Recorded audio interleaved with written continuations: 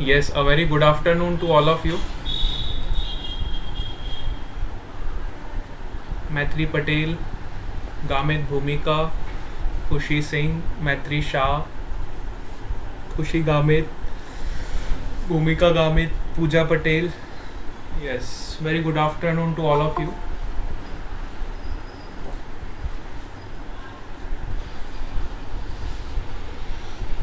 Yes. तो आज हम पहले कल का होमवर्क डिस्कस करेंगे. आप लोग होमवर्क ट्राई करते रहा करो, अच्छी बात है. ट्राई करते रहते हैं तो हमें पता चलता है कि कहाँ कहाँ पे हम और उसको अच्छा कर सकते हैं, है ना. देखो, mistakes are the proof that you are learning, है ना. अगर आप मिस्टेक कर रहे हो इसका मतलब आप कुछ सीख रहे हो, है ना. एंड लर्निंग की कोई लिमिटेशन नहीं है, आप कितना भी लर्न कर सकते हो. लर्निंग की कोई एज नहीं होती, लर्निंग का कोई टाइम नहीं होता. You can learn any time, you can learn any thing, ठीक है. सो कई बच्चे ऐसे होते हैं जो गलती होती है तो घबरा जाते हैं. उन्हें लगता है पता नहीं अब सर क्या बोलेंगे, मेरे से मिस्टेक हो गई, ये हो गया, वो हो गया. ऐसा कुछ नहीं होता. फर्स्ट टाइम कोई भी आप चीज़ नहीं सीखते हो और जब आप सॉल्व करते हो तो 90% या 80% चांसेस होते हैं, हो सकता है वो राइट नहीं हो, रॉन्ग हो, है ना. 20% चांस होते हैं वो सही हो, ठीक है.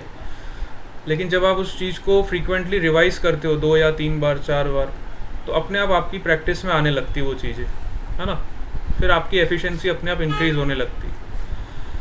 तो कोई भी चीज़ आप फर्स्ट टाइम जब सीखते हो तो उसको इसी मोटो से सीखो कि yes, I am learning it and I will try my best, ठीक है.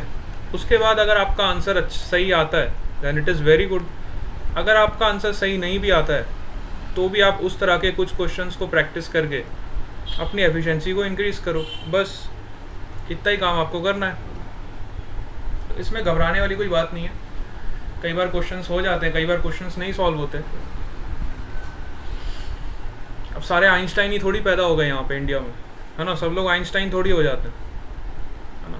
आइंस्टाइन की भी एक वो खूबी थी. आइंस्टाइन को पता है आपको, आइंस्टाइन की थ्योरी अगर आपने पढ़ी होगी, आइंस्टाइन से रिलेटेड भी एक कहानी है कि आइंस्टाइन को भी चीज़ें अपनी याद नहीं रहती थी. पता है आपको, आइंस्टाइन अपनी जैसे घर की चीज़ है, मान लो अपने घर में रह रहा है, तो उसको ये नहीं पता रहता था कि उसने आसपास क्या चीज़ें रखी है. उसको इवन ये भी नहीं याद रहता था कि वो किस सोसाइटी में रहता है. ये सब चीज़ें भी वो छोटी छोटी चीज़ें भूल जाता था, है ना. ऐसी ऐसी भी उसकी स्टोरीज़ है, अगर आप ध्यान से पढ़ोगे तो.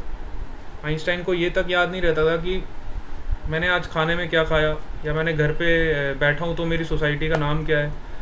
शॉर्ट शॉर्ट चीज़ें भी वो भूल जाता था, है ना. तो बड़े बड़े साइंटिस्ट की एक खासियत होती है ना. अब ऐसा ज़रूरी नहीं है हर एक के साथ ऐसा ही हो, इट इज़ नॉट नेसेसरी, है ना. लेकिन मैं आपको बड़े से बड़े साइंटिस्ट की भी बात बता रहा हूँ कि बड़े से बड़ा जो साइंटिस्ट होता है उनके साथ भी ऐसी छोटी मोटी चीज़ें होती रहती हैं. तो आपका काम है खाली प्रैक्टिस करना एंड प्रैक्टिस करना, ठीक है. Every time you have to do practice and practice. चलो अब हम क्लास को स्टार्ट करते हैं. आई होप सो सब बच्चे आ गए. तो आज से हम होमवर्क के भी क्वेश्चंस डिस्कस करेंगे, प्लस एनसीईआरटी भी सॉल्व करेंगे, और साथ साथ हमारा रिवीजन भी होता रहेगा. इस तरह से हम अपना ये वाला चैप्टर पूरा रिवाइज कर लेंगे. न्यूटन्स लॉ ऑफ मोशन, ठीक है. न्यूटन्स लॉ ऑफ मोशन में जितनी आपकी एफिशिएंसी अच्छी आएगी, जितनी आपकी एक्यूरेसी आएगी, उतनी ज़्यादा हेल्प आपको आगे वाले चैप्टर्स में होगी, है ना. आगे वाले चैप्टर्स जैसे आपके वर्क एनर्जी पावर है, उसके बाद आपका सेंटर ऑफ मास और रोटेशनल मैकेनिक्स है, उसके बाद आपका ग्रेविटेशन है, ठीक है. तो आने वाले चैप्टर्स अगर आपको बहुत अच्छे इम्प्रूव करना है तो न्यूटन्स लॉ से ही आप बहुत अच्छे से ग्रिप बना के चलो फिजिक्स पे, ठीक है. क्योंकि आने वाले जितने भी चैप्टर्स है वो सब इसी के बेस पे होंगे, है ना. फ्री बॉडी डायग्राम हर चैप्टर में अब आपको आएगा ही आएगा, कहीं ना कहीं आपको लिंक करेगा ही करेगा. तो इस कंसेप्ट को हम जितना स्ट्रॉन्ग करके चलेंगे उतना ज़्यादा हमारे लिए बेनिफिशियल रहेगा, है ना. चलो, यहाँ तक सब क्लियर हो? All of you clear up to this? Very good. चलो, तो आज हम पहले होमवर्क डिस्कस कर लेते हैं फटाफट. जिन बच्चों ने ट्राई नहीं किया वो भी इधर देखेंगे, और जिन्होंने ट्राई किया वो भी देखेंगे, दोनों जने इधर देखेंगे, ठीक है. Bhavsar Vishwa is also join. पहला क्वेश्चन आपको होमवर्क में ये दिया गया था, ये क्या हुआ, sorry an error has occurred while sharing, 1 minute रुको।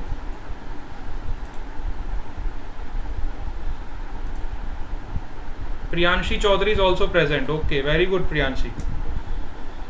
प्रियांशी भी काफ़ी कंसिस्टेंट हो गई अब क्लासेस में, है ना, अब मेरे ख्याल से रेगुलरली अटेंड कर रही है क्लासेस।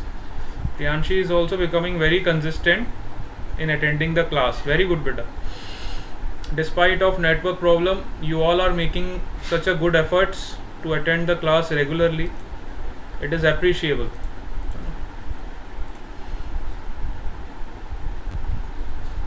तो होमवर्क का फर्स्ट क्वेश्चन जो आपका था, Which type of force does a proton exert on a proton inside a nucleus? तो ये आपका न्यूक्लियस है। बहुत सिंपल क्वेश्चन था लेकिन काफ़ी कंसेप्चुअल क्वेश्चन।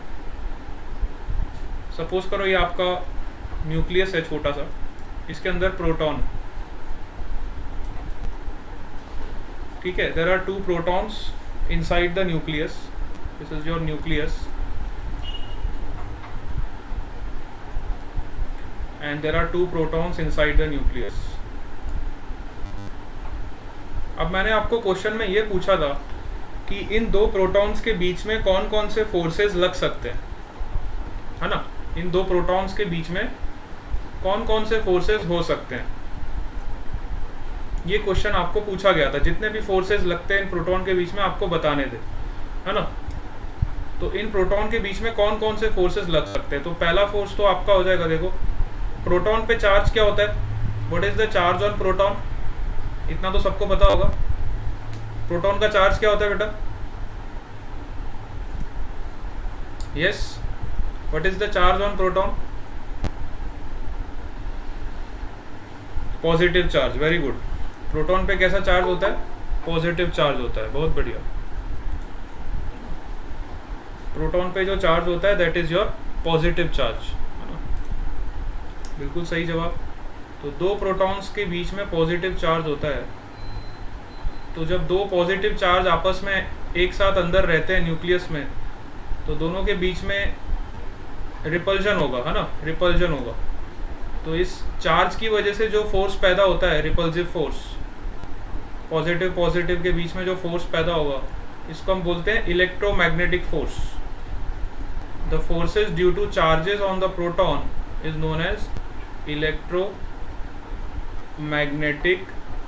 फोर्स। इस फोर्स को हम बोलते हैं इलेक्ट्रोमैग्नेटिक फोर्स, ठीक है। अब 2 प्रोटॉन्स है तो दोनों का कुछ मास भी होगा, this is proton 1 and this is proton 2। अब ये दोनों प्रोटॉन्स है तो प्रोटॉन पे चार्ज भी होता है और प्रोटॉन का मास भी होता है।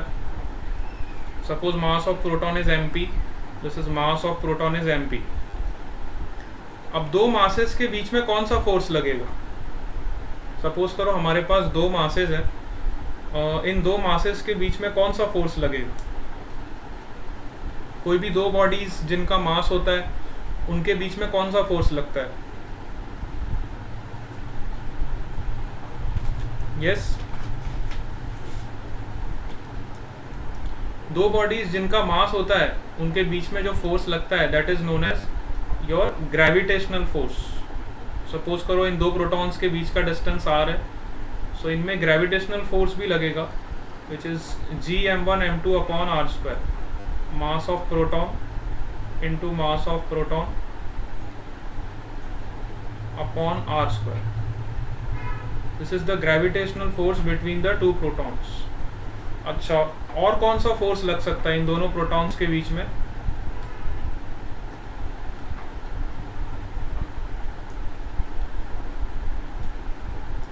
यस, हाँ, इसके अलावा एक और फोर्स लगता है दोनों प्रोटॉन्स में जिसको हम बोलते हैं न्यूक्लियर फोर्स। इसके अलावा एक और प्रोटॉन में फोर्सेस लगता है जिसको हम बोलते हैं न्यूक्लियर फोर्स। अच्छा, न्यूक्लियर फोर्स को जनरली शॉर्ट रेंज फोर्स बोला जाता है। Nuclear force are short range force. जब 2 चार्जेस आपके बहुत छोटे से डिस्टेंस पे,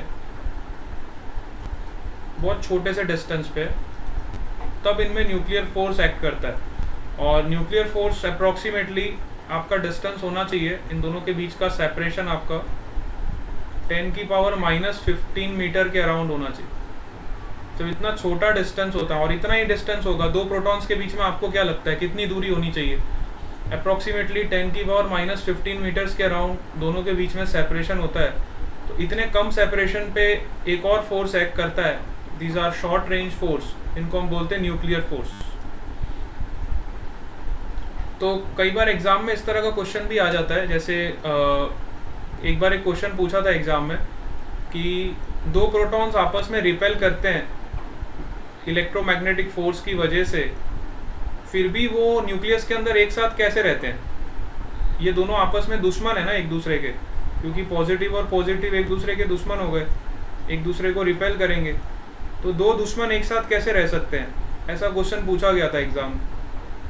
तो दो दुश्मन एक साथ इसलिए रह पा रहे हैं क्योंकि इनके बीच में न्यूक्लियर फोर्स लग रहा है, और न्यूक्लियर फोर्स बहुत स्ट्रॉन्ग फोर्सेस होते हैं और इनके रिपल्जन को भी ओवरकम कर लेते हैं, है ना। Nuclear force are very strong forces and the strong forces overcomes the repulsion due to electromagnetic force. इनकी वजह से जो रिपल्जन होता है उसको ये ओवरकम कर लेते हैं, इसलिए आपके दो दुश्मन एक साथ रह सकते हैं न्यूक्लियस के अंदर। ठीक है, एग्जाम में क्वेश्चन आया था एक बार, काफ़ी अच्छा क्वेश्चन था। जिन बच्चों ने ट्राई किया था, कई बच्चों ने आंसर में खाली न्यूक्लियर फोर्स लिखा था, बट इसका आंसर हो गया nuclear force, electromagnetic force and gravitational force. 3 types के फोर्स लगेंगे दो प्रोटॉन्स के बीच। ठीक है, all of you are getting this? Yes, सबको क्लियर हुआ ये पार्ट? हाँ, बहुत बढ़िया। इस कंसेप्ट को हमेशा अपने दिमाग में रखना, और इस पे काफ़ी क्वेश्चंस फ्रेम होते हैं एग्जाम। चलो अब हम आगे चलते हैं नेक्स्ट क्वेश्चन पे। सेकंड क्वेश्चन में आपको पूछा था, मैं होमवर्क पूरा डिस्कस कर देता हूँ क्योंकि होमवर्क के सारे क्वेश्चंस अच्छे अच्छे थे। एक बार मैंने सोचा आपके साथ डिस्कस कर ही लेते हैं। सेकेंड क्वेश्चन होमवर्क का ये था, a block A exerts a force on B of a magnitude 20 newton. एक ब्लॉक ए है और एक ब्लॉक बी है।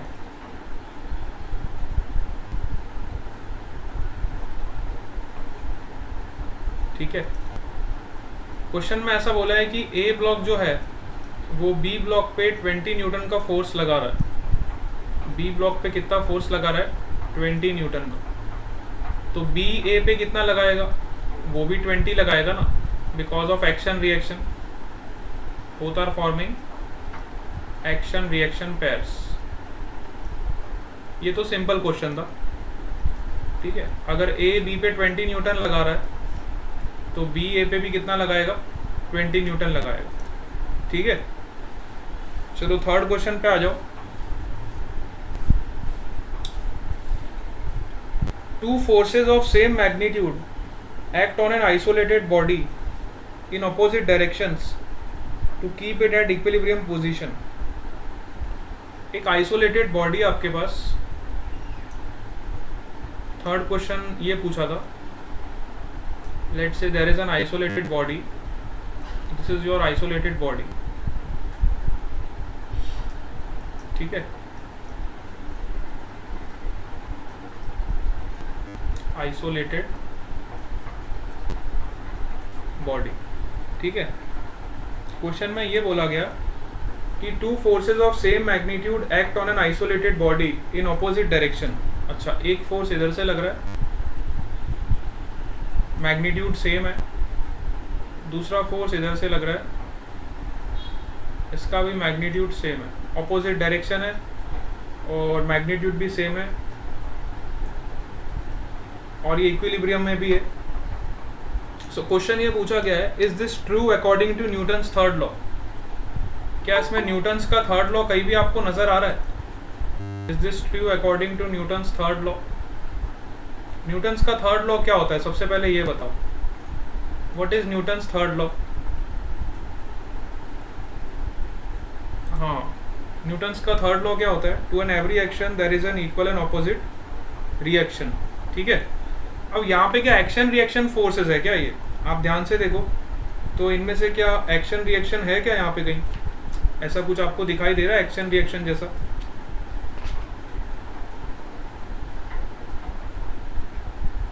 एक्शन रिएक्शन है क्या इसमें? No, Vishwa is right, the answer is no, answer is no. देखो नो क्यों होगा, अभी अभी हमने ऊपर देखा एक्शन और रिएक्शन जो आपका होता है it always acts on different bodies. Suppose करो एक बॉडी पे आपका एक्शन हुआ है तो दूसरी बॉडी पे आपका रिएक्शन होता है, बट यहाँ पे अगर मैं देखूँ तो both the forces are acting on the same body. तो सेम बॉडी पे अगर दो फोर्सेस लग रहे हैं तो यहाँ पे न्यूटन्स का थर्ड लॉ नहीं, this is not Newton's third law. हाँ अगर ऐसा कुछ होता, सपोज करो यहाँ पे दो आइसोलेटेड बॉडीज होती और अगर ये वाली बॉडी इस पे फोर्स लगा रही है F और ये वाली बॉडी इस पे फोर्स लगा रही है F, तब मैं कह सकता हूँ कि यहाँ पे आपका न्यूटन्स का थर्ड लॉ फॉलो हो रहा है ना। यहाँ पे मैं कह सकता हूँ न्यूटन्स का थर्ड लॉ फॉलो हो रहा है because both the forces are acting on different bodies. But in this case you can see that both your forces are acting on the same bodies, so it does not obeys Newton's third law, ठीक है। सबको clear हुआ?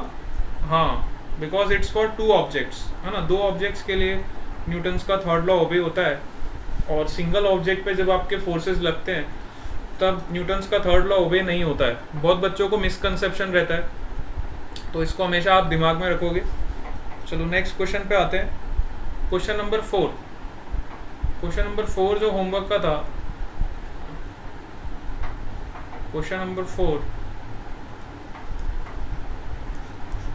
Fourth question में ये पूछा था, आपको दो बॉडीज दी हुई थी, अच्छा सॉरी एक बॉडी दी हुई थी सर्कुलर, और यहाँ पे दो सरफेसेस दिए हुए थे, ठीक है, दो सरफेसेस यहाँ पे दिए हुए थे। दिस इज योर सरफेस 1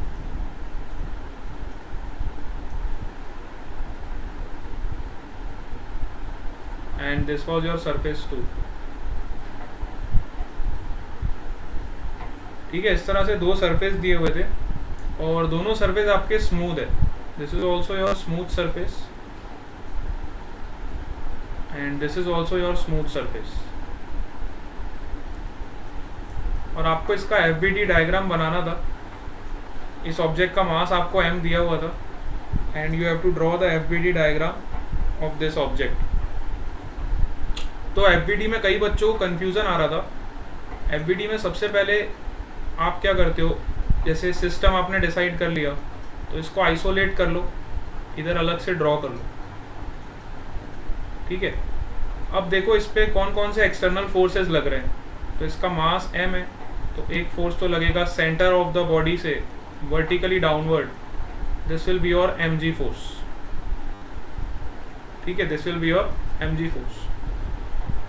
इसके अलावा आप देखो इस बॉल का कांटेक्ट कहाँ कहाँ पे हो रहा है। तो इस बॉल का एक तो इस पॉइंट पे कांटेक्ट हो रहा है, इस पॉइंट को नाम दे दो A, और इस बॉल का इस पॉइंट पे कांटेक्ट हो रहा है, इस पॉइंट को नाम दे दो B, ठीक है। तो जहाँ पे भी कांटेक्ट होता है तो वहाँ पे कांटेक्ट फोर्स लगता है, तो इस कांटेक्ट पे एक नॉर्मल रिएक्शन लगेगा which is always perpendicular to the surface, और एक नॉर्मल रिएक्शन यहाँ पे लगेगा which is again perpendicular to the surface, but दोनों रिएक्शंस का वैल्यू अलग अलग होगा। यहाँ पे सपोज करो N1 लग रहा है तो यहाँ पे रिएक्शन आपका क्या लगेगा N2। सो ये दो फोर्सेस भी आप FBD में शो करोगे। यहाँ पे एक फोर्स लगाओगे N1 perpendicular to the surface, and यहाँ पे फोर्स लगाओगे N2। तो ये आपका फ्री बॉडी डायग्राम हो जाएगा of this ball. This is your free body diagram, ठीक है। इस तरह से आपको FBD ड्रॉ करना था, ठीक है। पहले आप चेक करो ऑब्जेक्ट पे एक्सटर्नल फोर्सेस कौन कौन से लग रहे हैं, फिर कांटेक्ट फोर्सेस देख लो। फ्रिक्शन तो यहाँ पे लगेगा नहीं क्योंकि आपका सरफेस स्मूथ है, ये भी स्मूथ है, ये भी स्मूथ है, तो कोई भी फ्रिक्शन फोर्स यहाँ पे नहीं लगेगा। ठीक है, हाँ क्लियर हो गया सबको? चलो नेक्स्ट क्वेश्चन पे आ जाओ। क्वेश्चन नंबर 5, यस, होमवर्क का question number 5। Let's come on to next question, that is question number 5।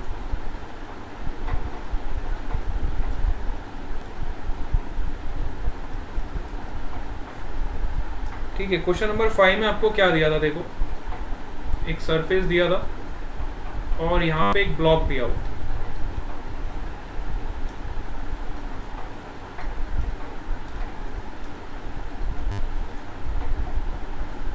एक सरफेस दिया था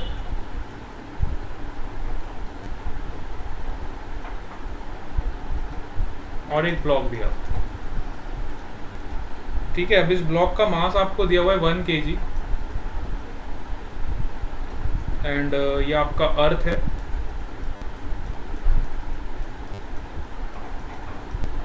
this is your earth surface और यू कैन से ग्राउंड। और यहाँ पे आपने 10 न्यूटन का फोर्स लगाया, वर्टिकली अपवर्ड्स आपने 10 न्यूटन का फोर्स लगाया। ठीक है, तो क्वेश्चन में क्या पूछा है? A block of mass 1 kg placed on the ground is pulled bye a string by applying a 10 Newton force. ठीक है, स्ट्रिंग की हेल्प से आपने ऊपर 10 न्यूटन का एक फोर्स लगाया, तो इसका FBD बनाना है। ठीक है, तो पहला क्वेश्चन था इसका FBD बनाना।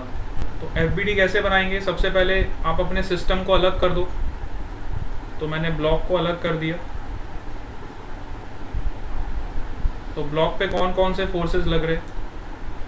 एक तो इसका mg लगेगा from centre of the body in vertically downward direction. This is your mg which is 1 × g, 1 kg का मास है। इसके अलावा 10 न्यूटन अपवर्ड डायरेक्शन में लग रहा है, उसको भी शो करोगे।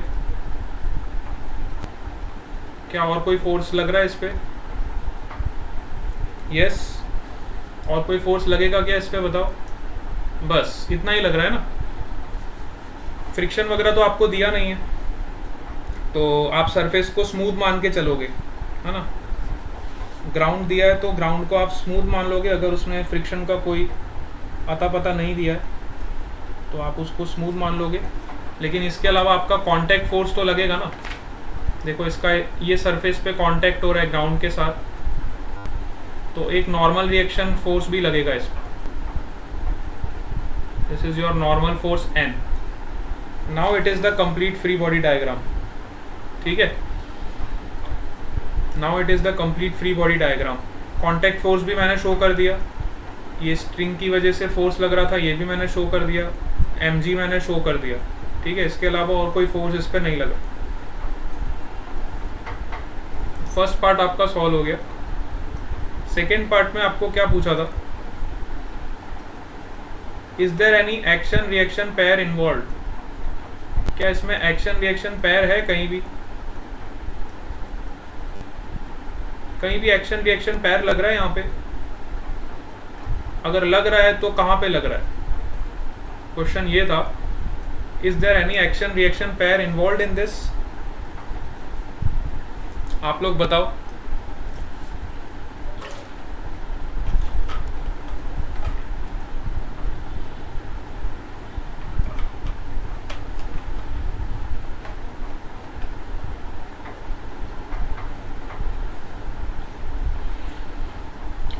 यस बेटा, carefully observe the diagram and let me know यहाँ पे कहीं पे एक्शन और रिएक्शन का पेयर हो रहा है।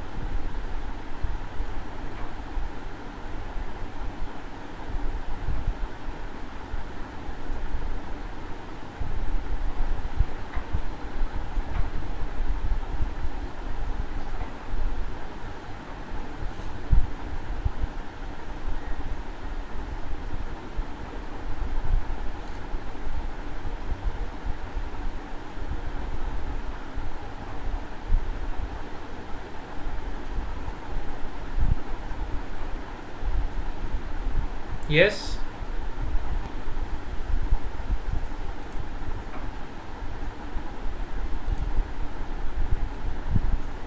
नहीं पता चला? क्वेश्चन नहीं समझ आया क्या? क्वेश्चन तो समझ आया ना सबको? वो क्या पूछ रहा है, क्वेश्चन में क्या पूछ रहा है, ये आपको पता चल रहा?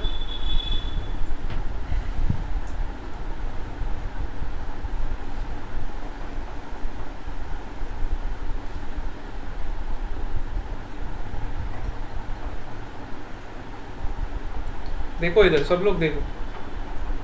हाँ, मैं फिर से रिपीट करता हूँ। देखो क्वेश्चन में ये है, उसने ऐसा बोला है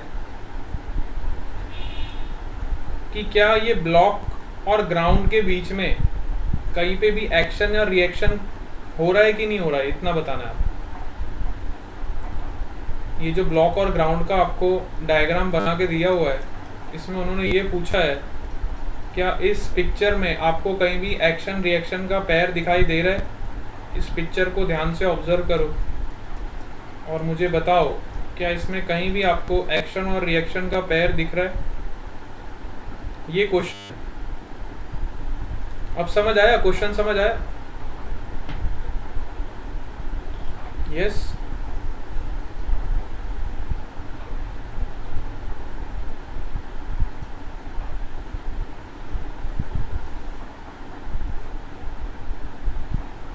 Now you are getting the question?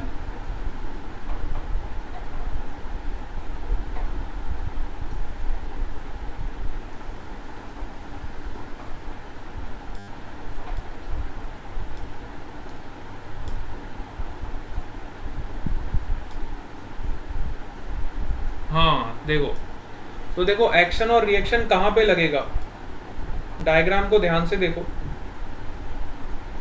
तो ये जो नॉर्मल रिएक्शन का फोर्स था, ये किसने लगाया? अर्थ ने लगाया, है ना। देखो ये आपका ब्लॉक था, सपोज करो ये ब्लॉक को हमने ऐसे ग्राउंड पे रखा हुआ था, ठीक है। तो ये आपका अर्थ जो है, इसने नॉर्मल रिएक्शन ब्लॉक को ऊपर की तरफ लगाया, तो ब्लॉक भी तो नॉर्मल रिएक्शन अर्थ को नीचे की तरफ लगाएगा। तो ये देखो, when two opposite forces are acting on two different bodies, this is body 1, this is body 2, then this pair is known as your action and reaction pair. This pair is known as action reaction pair. तो जब हम free body diagram बनाते हैं block का, जब हम block का free body diagram बनाते हैं तो हम ब्लॉक पे जो फोर्स लग रहा है वो शो करते हैं। हम ये वाला नॉर्मल रिएक्शन शो करते हैं, हम ये वाला नॉर्मल रिएक्शन शो नहीं करते, क्योंकि ये तो अर्थ पे लग रहा है ना। जब हम ब्लॉक का एफबीडी बनाते हैं तो हम ब्लॉक पे जो नॉर्मल फोर्स लगता है उसको शो करते हैं, हम अर्थ वाला एफबीडी, अर्थ वाला नॉर्मल फोर्स को शो नहीं करते। जब हम अर्थ का एफबीडी बनाएंगे तो हम अर्थ पे लगा हुआ जो नॉर्मल फोर्स उसको शो करें। आप समझ आया? All of you clear? Yes, सबको क्लियर हो गया ये वाला पार्ट? यस बेटा, वेरी गुड। चलो, तो ये आपका एक्शन रिएक्शन हो गया। हाँ, रेस्ट पे तो है, तो एक्शन और रिएक्शन तो नॉर्मल फोर्स का लगेगा ना, बॉडी तो आपका रेस्ट में ही रहेगा। अब यहाँ पे अगर मैं बात करूँ तो ब्लॉक के जो नॉर्मल फोर्स है, इसको कौन बैलेंस करेगा? इसको mg बैलेंस करेगा। ब्लॉक का जो mg होगा वो इस नॉर्मल फोर्स को बैलेंस करेगा, ठीक है।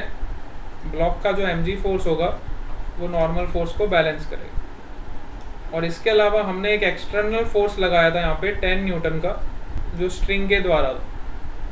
तो स्ट्रिंग के द्वारा जो हमने फोर्स लगाया और नॉर्मल फोर्स, इन दोनों को कौन बैलेंस करेगा? इन दोनों को mg बैलेंस करेगा। अगर आपका ब्लॉक रेस्ट पे है तो, if your block is in rest, then both this forces are balanced by your mg force, ठीक है। तो ये आपका क्वेश्चन यहाँ पे ओवर हो गया। नेक्स्ट क्वेश्चन था आपका question number A6। Sixth question आपका क्या था? सिक्स्थ क्वेश्चन भी बहुत बढ़िया क्वेश्चन था, काफ़ी बच्चों ने इसमें अच्छा अटेम्प्ट किया और ट्राई भी किया था। पूजा पटेल, एंड विश्वा भवसर दोनों ने ट्राई किया था, इन दोनों ने सबमिट भी किया था, मैत्री पटेल ने भी ट्राई किया था। तो यहाँ पे देखो दो ब्लॉक्स हैं, एक कैपिटल एम का मास है और एक स्मॉल एम का मास, ठीक है। और दोनों को हमने पुली से कनेक्ट किया हुआ है। यहाँ पे एक पुली है,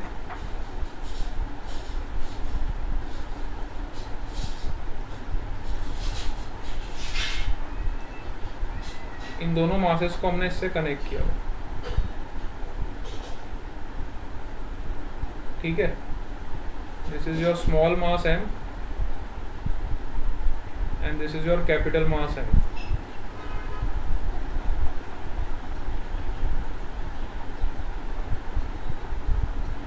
इस तरह से आपको कनेक्शन दिया हुआ और आपको बोला है draw the FBD of this M, फिर आपको बोला था draw the FBD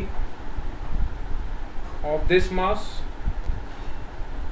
and also you have to identify all the action reaction pair between the blocks, ठीक है।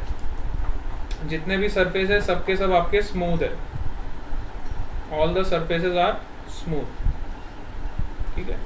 जितने भी सरफेस आपको दिए सब कैसे दिए हुए हैं, स्मूथ दिए हुए। तो चलो पहले हम इसको सिस्टम लेते हैं, स्मॉल मास एम को, और इस पे देखते हैं कौन कौन से फोर्सेस लग रहे हैं।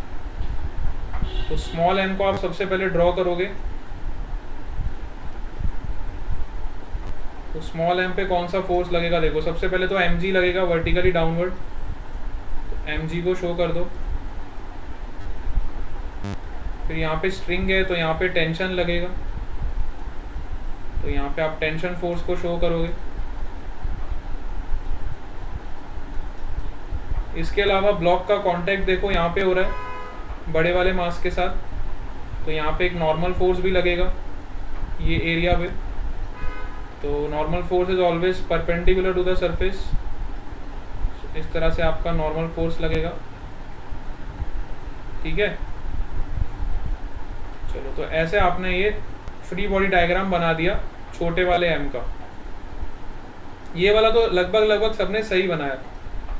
गड़बड़ कहाँ पे करी इन्होंने, जब इनको कैपिटल एम का एफबीडी बनाना था तब बहुत बच्चों ने गड़बड़ करी। तो कैपिटल एम का एफबीडी कैसे आएगा, देखो ये हमारा कैपिटल एम मास है।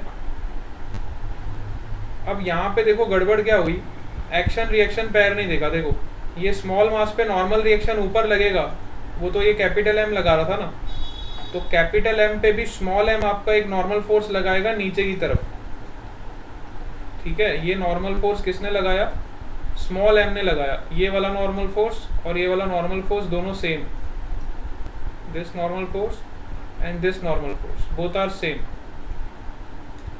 इसके अलावा क्या लगेगा, इस पे एक्सटर्नल एम जी तो लगेगा ही लगेगा, which is vertically downward capital M g. इसके अलावा टेंशन भी लगेगा, एक टेंशन फोर्स है इस डायरेक्शन में, देखो इस पॉइंट ऑफ कांटेक्ट पे टेंशन फोर्स लगेगा। इसके अलावा इस एम मास का यहाँ पे कांटेक्ट हो रहा है वेज के साथ, तो यहाँ पे भी एक नॉर्मल फोर्स लगेगा, और इस नॉर्मल फोर्स का नाम मैं दे देता हूँ, लेट सपोज करो एन डैश। तो एक नॉर्मल फोर्स इस वेज के द्वारा लगेगा इस मास पे कैपिटल एम। तो ये आपका एफबीडी डायग्राम हो गया कैपिटल एम का। इतने फोर्सेस आपको शो करने थे। तो जनरली बच्चों ने गड़बड़ कहाँ करी थी, ये वाला एन शो नहीं किया था। भाई आप ध्यान से देखो, अगर एक बॉडी पे एक्शन हो रहा है तो दूसरी बॉडी पे उसका रिएक्शन भी लगेगा। तो ये एन दोनों में सेम है, इस बॉडी में ऊपर लग रहा है तो इस बॉडी में नीचे लगेगा, ठीक है। ये पॉइंट सबको क्लियर हो गया। हाँ, तो इस चीज़ का आप ध्यान रखोगे जब भी फ्री बॉडी डायग्राम को ड्रॉ करोगे, ठीक है। चलो अब आगे चलते हैं अपन। और आपको क्या पूछा था, चलो वेज का भी बना लेते हैं। वैसे मैंने क्वेश्चन में वेज का आपको बोला नहीं था, लेकिन आप वेज का भी ड्रॉ कर सकते हो। सपोज करो मुझे इस वेज का एफबीडी बनाना है या इस पुली का बनाना है, तो पुली में क्या लगेगा, देखो पहले पुली का बना के देखते हैं। अब सपोज करो इसको सिस्टम मान लो। ये वाला डायग्राम सही शो किया था पूजा पटेल ने, शायद पूजा पटेल ने सबमिट किया था ये, है ना। तो इसमें पुली का डायग्राम सही था। पुली के फ्री बॉडी डायग्राम में देखो कौन कौन से फोर्सेज आएंगे। एक तो आपका टेंशन फोर्स नीचे की तरफ, पुली पे टेंशन ऐसे लगेगा, पुली पे टेंशन इस तरह से लगेगा। अच्छा, पुली का खुद का कोई मास नहीं है तो आप कंसिडर करोगे पुली एज अ मासलेस। जब भी पुली का मास नहीं दिया होगा you will consider it as a massless. तो बस यहाँ पे दो टेंशन फोर्स लगे, एक इधर से लग गया और एक इधर से लग गया। तो ये एफबीडी डायग्राम हो गया पुली का। सिमिलरली आप इस वेज का भी बना सकते हो। तो वेज का एफबीडी बनाना है तो कैसे बनाओगे? वेज का एफबीडी बनाना है तो पहले आप वेज को ड्रॉ कर लो। वेज पे पुली लगी है उसको भी ड्रॉ कर लो। वेज के साथ पुली को भी शो कर दो, कोई दिक्कत नहीं।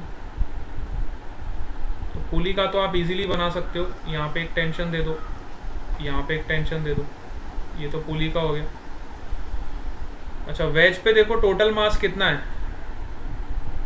टोटल मास है m और m, ठीक है। वेज पे टोटल मास रखा है m और m, तो दोनों का नॉर्मल रिएक्शन लगेगा, है ना। तो दोनों का नॉर्मल रिएक्शन लगेगा। अच्छा, पर ये कांटेक्ट में किसके है? m के कांटेक्ट में। कैपिटल M आप वाला आपका इससे कांटेक्ट, तो इसका नॉर्मल रिएक्शन शो कर दोगे आप। देखो एन डैश इसके ऊपर लग रहा है कैपिटल M पे, तो वेज पे एन डैश नीचे लगेगा। अब ये वाला देखो एक्शन रिएक्शन पेयर बन रहा है। देखो एन डैश वाला जो है ये आपके ब्लॉक पे ऊपर लग रहा है, तो वेज पे एन डैश नीचे की तरफ लगेगा। एक्शन एंड रिएक्शन, ठीक है। बस इतना ही लगेगा, और तो कहीं से कांटेक्ट नहीं है ना। नॉर्मल फोर्स शो कर दो और बस वेज का अगर मास आपको दिया है, सपोज करो वेज का मास कुछ और दिया है आपको, m3 मास दिया हुआ है वेज का, तो m3g नीचे शो कर दोगे। अच्छा, अगर वेज आपने ग्राउंड पे रखा है तो इसका ग्राउंड के साथ भी कांटेक्ट होगा, तो यहाँ पे अलग नॉर्मल रिएक्शन लगेगा। इस नॉर्मल रिएक्शन को नाम दे दोगे N3, ठीक है। बस तो ये आपका एफबीडी हो गया वेज का और पुली का, ठीक है। इस तरह से आपको एफबीडी डायग्राम बनाना है। हाँ, क्लियर हो गया सबको? चलो बहुत बढ़िया। काफ़ी सारे क्वेश्चंस हमने डिस्कस करे और आपको काफ़ी सारा आइडिया भी लगा होगा कि हम ऐसे ऐसे क्वेश्चंस आएंगे तो आपको ऐसे ऐसे सॉल्व करना, ठीक है।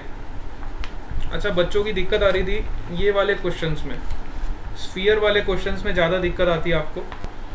तो स्फीयर के फ्री बॉडी डायग्राम थोड़े हम और प्रैक्टिस करते, है ना। सपोज करो हमें ऐसा एक स्फीयर दिया हुआ, अब आप लोग ट्राई करोगे, ठीक है। सब लोग, आप लोग सब ट्राई करोगे। यहाँ पे एक स्फीयर है और यहाँ पे एक वॉल है, यहाँ पे दूसरा वॉल है और यहाँ पे तीसरा वॉल है,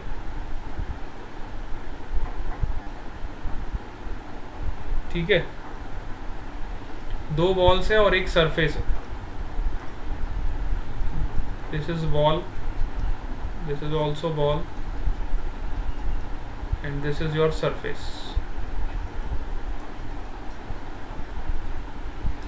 दोनों के बीच का दूरी आपको दी हुई है d, दो वॉल्स के बीच का डिस्टेंस है d,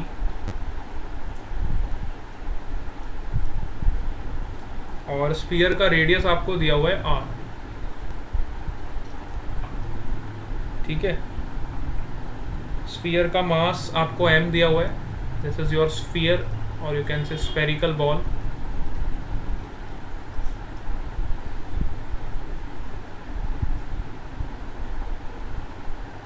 आपको इसका एफबीडी बनाना है। सबसे पहले क्वेश्चन दिया है first part, draw the FBD of this sphere, FBD of sphere. चलो सब लोग ड्रॉ करेंगे, पहले स्फीयर का FBD ड्रॉ करो।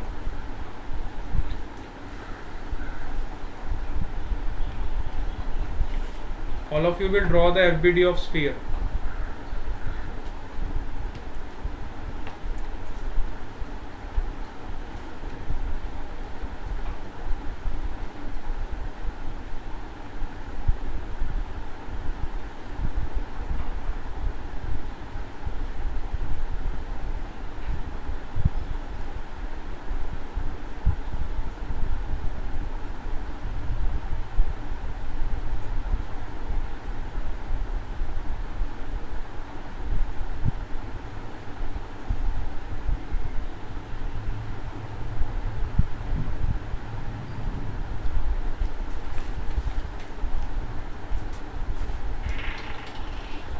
यस, सबने ड्रॉ किया।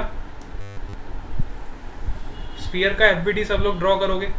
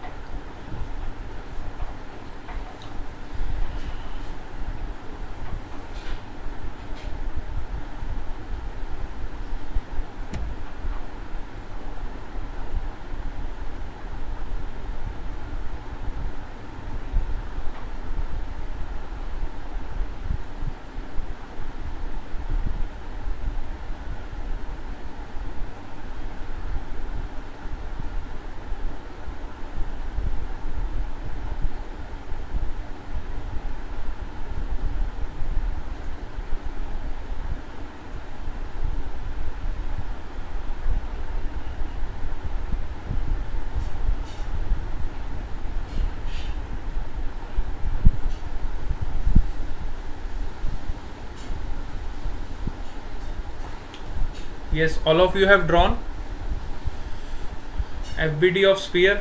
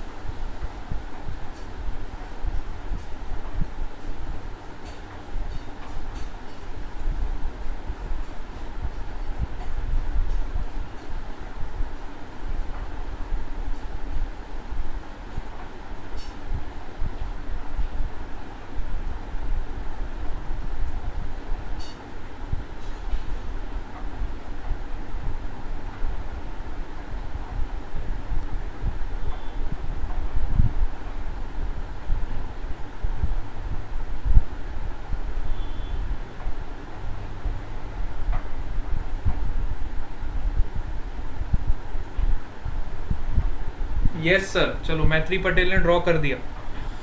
चलो जिन्होंने FBD ड्रॉ किया, स्वस्तिक मिश्रा ने भी कर लिया। उनसे मेरा ये सवाल है, जिन लोगों ने FBD ड्रॉ कर लिया, question for you is that FBD को अपने ध्यान से देखो और देख के मुझे बताओ। पहला सवाल आपका ये है, what is the force exerted bye the walls on the sphere? Force exerted by walls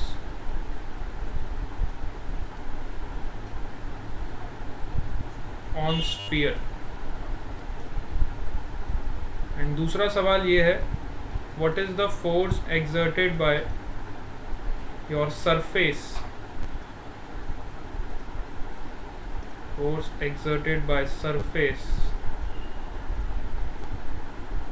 on sphere. ठीक है, जिन्होंने फ्री बॉडी डायग्राम ड्रॉ कर लिया है वो अपने डायग्राम को देख के ये दो क्वेश्चंस का आंसर देने का ट्राई करेंगे. Try to give answer to this questions.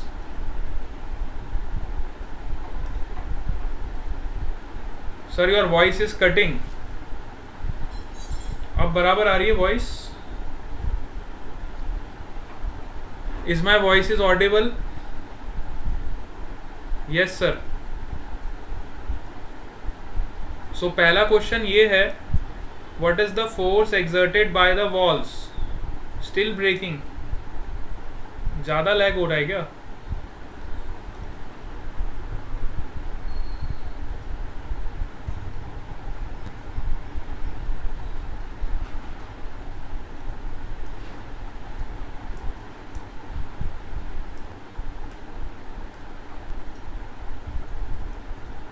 अब क्लियर है क्या आवाज? एक बार फिर से चेक करो. Now the voice is clear to all of you.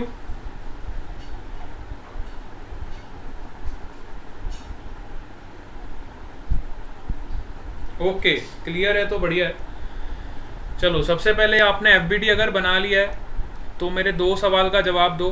पहला सवाल ये है कि वॉल कितना फोर्स लगा रही है स्फीयर पे, और दूसरा सवाल ये है कि आपका जो सरफेस है वो कितना फोर्स लगाएगा स्फीयर पे. Let us try to answer these two questions. पहले तो फ्री बॉडी डायग्राम सही से बना होना चाहिए. तो इसका फ्री बॉडी डायग्राम ऐसा कुछ बनेगा. This is your ball. इस पे कौन कौन से फोर्सेस लगेंगे देखो. सबसे पहले इसकी mg लगेगी सेंटर पे.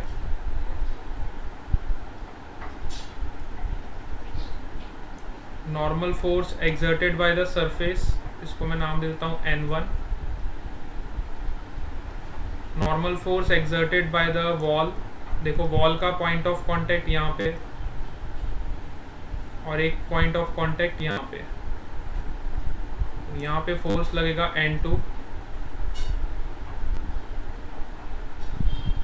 कईयों को ना परपेंडिकुलर ड्रॉ करना नहीं आता, तो सबसे पहले एक टेंजेंट लाइन ड्रॉ कर दो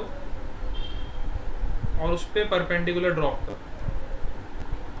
दिस इज योर n2.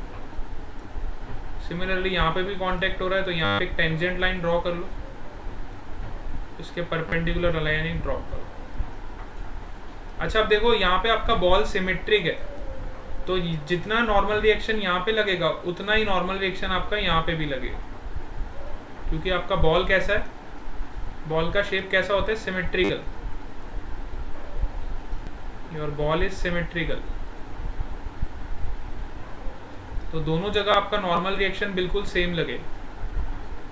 तो ये आपका फ्री बॉडी डायग्राम हो.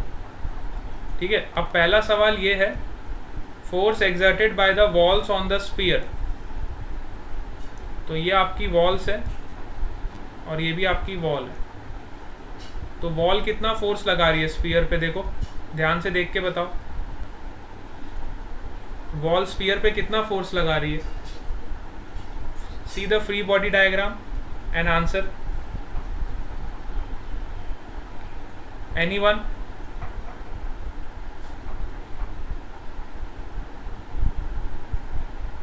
आपकी जो वॉल्स है वो स्फीयर पे कितना फोर्स लगा रही है?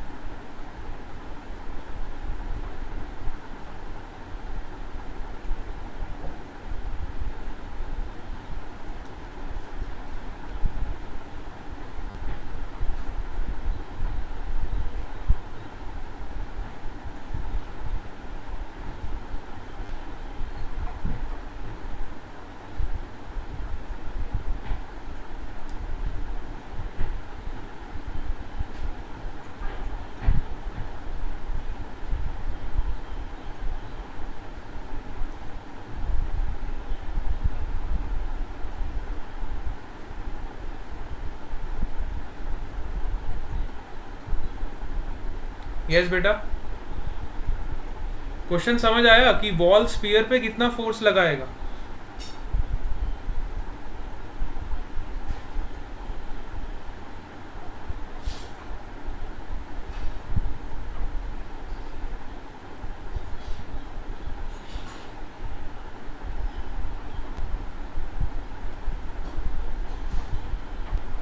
कोई आंसर ही नहीं दे रहा, क्या बात है, सब चुपचाप बैठ गए क्या? अरे ज्यादा टफ लगा क्या ये क्वेश्चन? समझ तो आया सबको?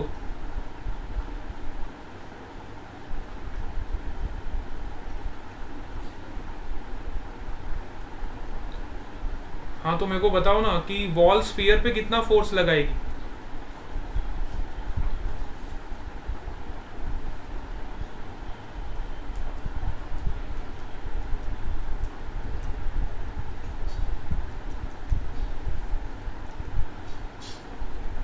कैलकुलेट करने बैठ गए आधे बच्चे तो। अरे डायग्राम से ही पता चल रहा है सीधा, इतना क्या कैलकुलेट कर रहे हो?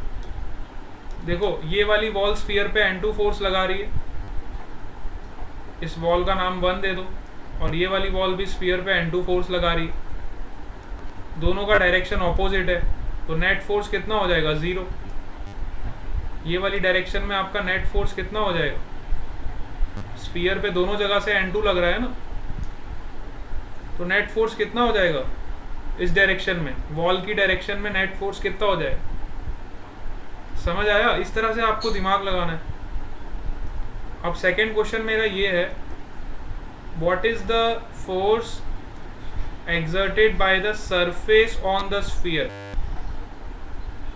तो सरफेस कितना फोर्स लगा रहा है?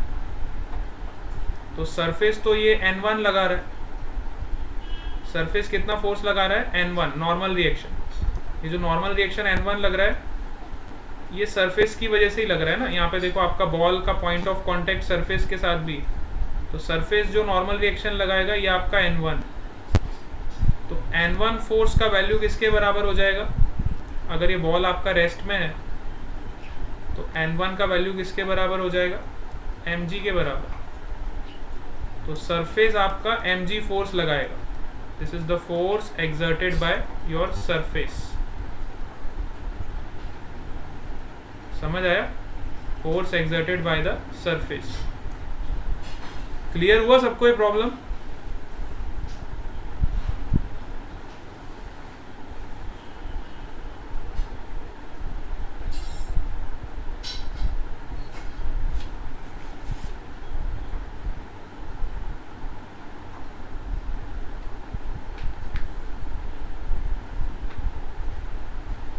चलो एक प्रॉब्लम और देता हूँ आपको, अब आप लोग ड्रॉ करके बताओगे। ऐसे स्फीयर का ही लेते हैं।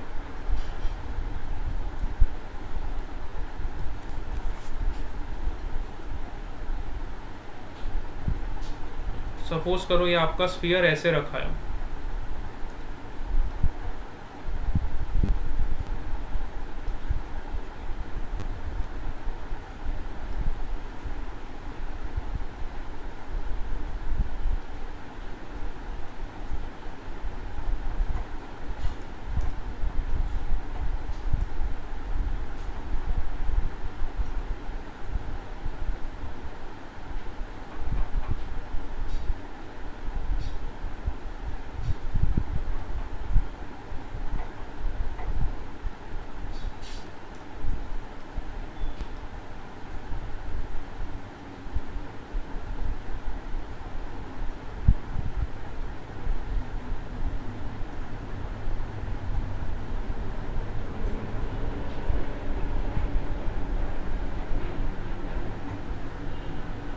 ठीक है? इस तरह से आपका स्फीयर रखा हो।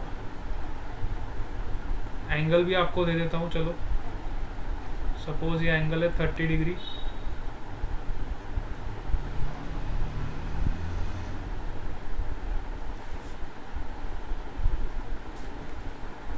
अब आपको फाइंड करना है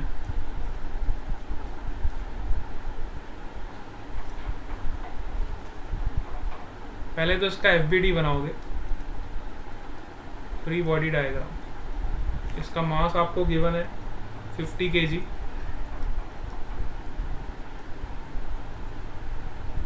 और इसके पॉइंट ऑफ कॉन्टेक्ट्स आपको गिवन है, ये पॉइंट ऑफ कांटेक्ट सपोज करो ए है, एंड ये पॉइंट ऑफ कांटेक्ट आपका बी, ठीक है। You have to draw the free body diagram of this sphere.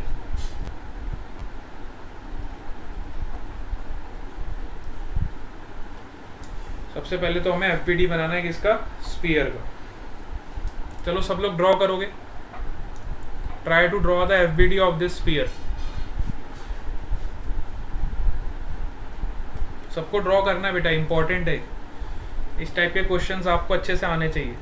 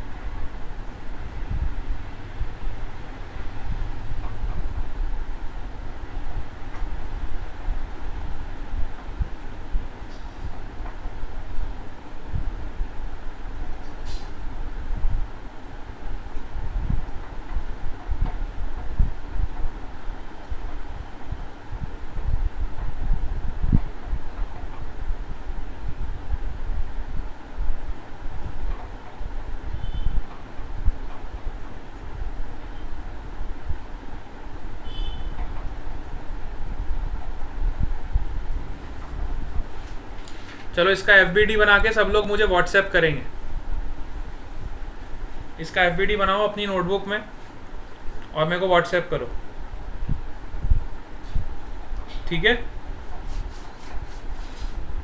सब लोग मेरे को व्हाट्सएप करेंगे, इसका एफबीडी डायग्राम ड्रॉ करेंगे और मेरे को मोबाइल पे फोटो खींच के भेजेंगे। सबको भेजना है, आई विल चेक। चलो आज हम क्लास को यहीं पे एंड करते हैं। All of you will send the pick.